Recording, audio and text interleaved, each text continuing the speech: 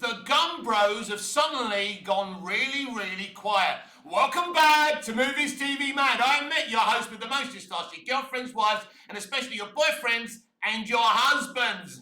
A very warm welcome to Wednesday's edition of the DCU Daily. If you're interested, my name is Mick Meanus, and you can follow me on X Twitter at Movies TV Mad.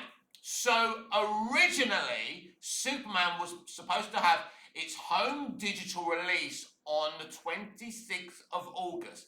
We found out yesterday that they're bumping up this release to 2 days' time, to this Friday. I repeat, from the 26th of August to 2 days' time, this Friday.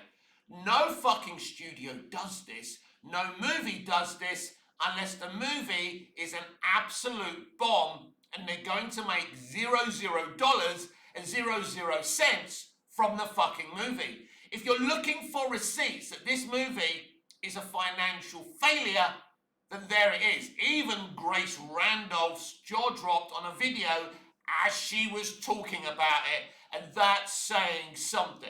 So, if you want receipts that this film's a flop, they've moved the digital home release from the 26th of August to this Friday, 2 days' time. This film is a financial disaster. But let me be clear yet again to the shills who keep on saying this is a great Superman movie, the best or one of the best Superman movies ever made. I don't care if you're a Gunn bro. I don't care if you're a Snyder bro. I don't care what you fucking represent. James Gunn's Superman is a horrible fucking movie. He's photographed Superman in an ugly way. For right-wing YouTubers who said Superman isn't woke because they're totally against Disney and they were hoping that WB Superman would make Fantastic Four look bad, and Superman's clearly the higher box office movie. Fantastic Four is a bigger financial disaster, if that's possible, than Superman, right? But at least they're not lying about box office. At least they're not creative accounting. That's the difference. Disney are quite honest about what does well and what doesn't. WB is so nefarious. I mean, we've been hearing box office reports from day one to now. You rarely hear box office reports about a movie when you get to the third or fourth week, as I said yesterday. But the creative accounting about the domestic box office has been absolutely desperate. But if this movie had made money, then they wouldn't have moved up the domestic release, the domestic digital release, home release, right? The home release from the 26th of August. I have to keep on saying it, right? Because it's crazy. From the 26th of August to 2 days' time, this Friday. That proves this film is a flop. Got nowhere near to equaling the box office of Man of Steel, struggling to get to 600 million. It will probably creep there eventually, but it ain't going to get much past that, right? It's over. The launch for the DCU has been a disaster because this guy Gunn's ego is leading him into a black hole. No serious fucking writer-director makes a Superman film like this. Like this. You want the bright colours? You want the red shorts? Fine! Fine, I'm down for that. Maybe that's what was needed after Man of Steel and Beavis and the Snyder Cut. And I love those films, but maybe the general audience and the hardcore Superman fans deserved this after that. Fair enough. Fairer fucking enough. But the movie that Gunn delivered us Superman fans, and general audiences and lovers of stories, was horrible. I've said it before, I've never seen Superman shot in such an ugly way. Superman was even shot more beautifully in Superman 4, The Quest for Peace. The flying is disgusting. The way, the angles David is shot is disgusting. The movie is a fucking joke. It's a joke that's not even funny. The jokes barely land. It's a horrible movie and they were simping it. And I wouldn't be surprised that the box office that they're claiming they made is also a fabrication. That wouldn't surprise me one little bit. The only thing is, I can't prove it, and nobody else can either. I find it hard to believe that this film earned even a near on 600 million global box office with the state this movie is. Because in any generation, in any other era of movie watching and movie consumption and stories, this film is laughed at as a bad fucking joke. But it's not this film that's being laughed at. It was Zack Snyder's Man of Steel, it was Zack Snyder's BVS, it was Zack Snyder's Justice League. Beautiful, artistic comic book movies were sneered at, right? And this cack, this sludge, this piece of shit is being shilled. It's a horrible movie, artistically, narratively, in every way you can think of. It's a terrible fucking movie.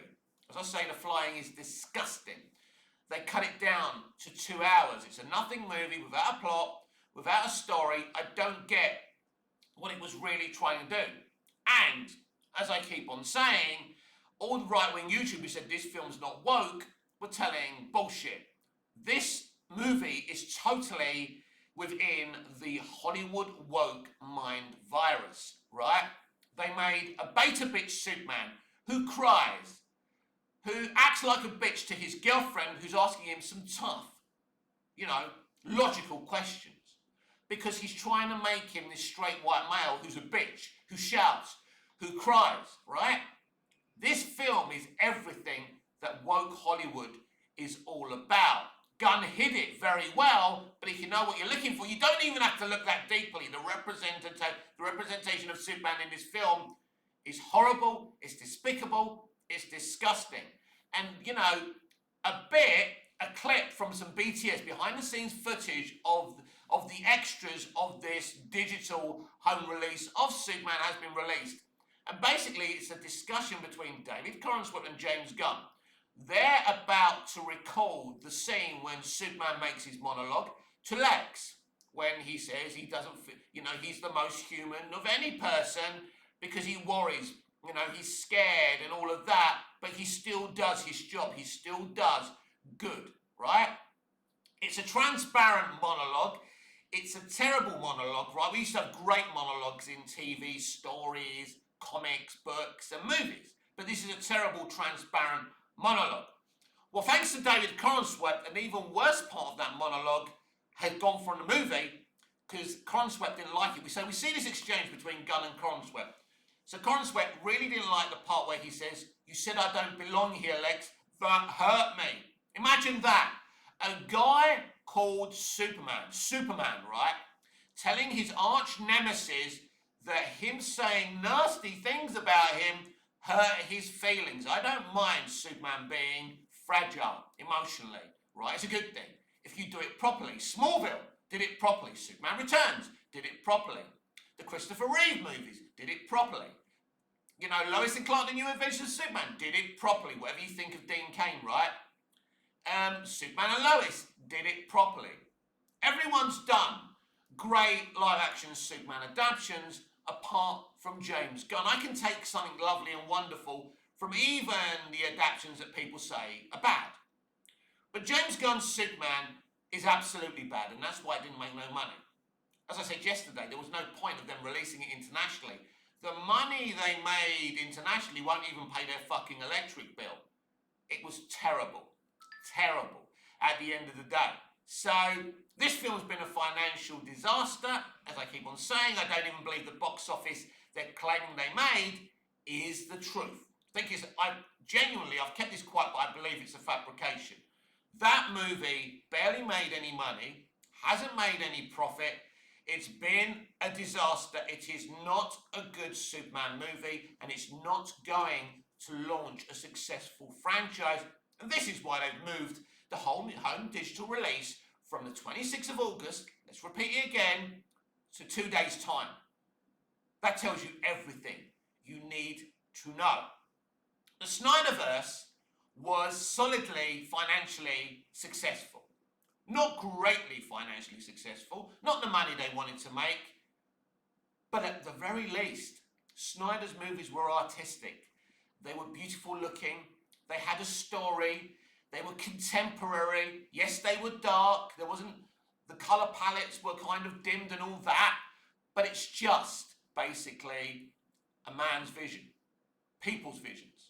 And people can have different visions for movies and pre-existing characters without people losing their shit. At least Snyder was trying to make something real and fucking deep. Unlike this used fucking car salesman. And as I say, I keep on saying it. Give him a Suicide Squad movie, he's fine. Give him a Guardians movie, he's fine. He did well with those movies. I enjoyed those movies, right? We all keep on saying it. It's not like we have an axe to grind. It's not like us Superman fans didn't want to go to the cinema and see a great Superman movie.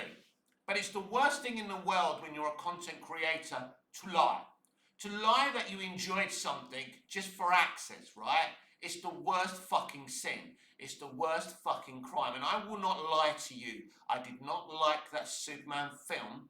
And every time I keep on seeing clips online, they disgust me. This film disgusts me. We are at the very pier of creative bankruptcy. And I've just mentioned those films. When you think of Suicide Squad, when you think of the Guardians movies, it doesn't even feel like the same guy who made those movies. Now, this movie took around 6 months to make. So that's quite a long shoot for these days. Films don't take around that long these days, 3 to 4 months, right? But that movie took a long time to film. So I wonder what the fuck they were doing. But the disagreement, that footage, that BTS footage released where Gunn and Corenswet are disagreeing about the tone and direction of that scene is very, very interesting. Very, very interesting, because we've always heard how Gunn's very, he listens to the actors, he listens to the suggestions. He was talking over David. He didn't want to hear David's suggestions for the scene. And David kept on questioning Gunn on this movie. Now, I'm not sure if this footage was released to social media via Gunn or if David's people have done it.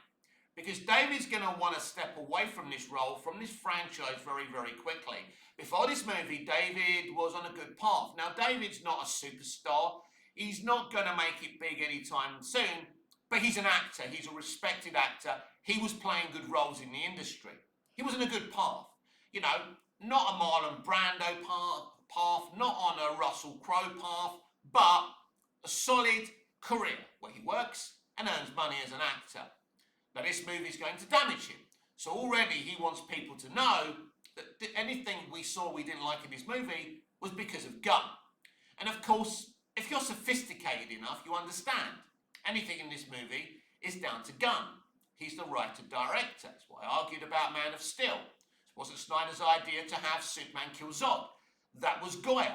Even Christopher Nolan questioned Goya on that decision. People say Snyder this, Snyder that. Snyder wasn't in total control of Man of Steel. Goya and mostly Nolan were running the narrative of that film. But credit to Christopher Nolan, he put Zack Snyder in charge of the visual narrative of the film. And that's why the movie is so beautiful to look at. That's always important to remember with films. Who decided this was going to happen in a movie? You've got to understand how movies work. When you hear people shitting on Snyder and saying it was his fault, oh, that tornado sequence when Jonathan Kent sacrificed himself, that was Snyder's fault. No, it wasn't. That wasn't Snyder's idea. That was from the pen of David S. Goyer. And if you don't like it, blame David S. Goyer and not Zack Snyder. I like truths. I like direct talk. I don't like people gaslighting and making up fucking stories to make themselves feel better or rewriting history when they don't like someone anymore. It's bullshit, it's childish, and I don't tolerate that type of behaviour. Superman was a flop. Superman was a bad movie. And now that they've bumped the digital home release up to this Friday, we know. They're not making any money, and they're going to try and make as much money on the home release as quickly as fucking possible. And they're going to try their best. And I don't know if Peacemaker's out yet, Peacemaker 2's out. I don't know, because I can't watch it. Because HBO Max is geo-locked to me here in Cyprus. I can't watch that. I enjoyed the first series. But I think this series will drown in the franchise, in trying to push the franchise. Apparently, there's even a Superman cameo in Peacemaker 2. Do you remember when Gunn said it doesn't have to be homework? Already, we're dealing with member berries and cameos, and nobody really understands what's canon and what's not canon to the DCEU. Look, it's confusing as hell. Gunn's a disaster. Zaslav's a disaster. Safran's a disaster. And they're going to have to think of something else. I believe that Gunn will be fired as co-CEO of DC Studios. Maybe not today, maybe not tomorrow, but it's going to happen. Because this movie didn't make the money they needed it to and wanted it to.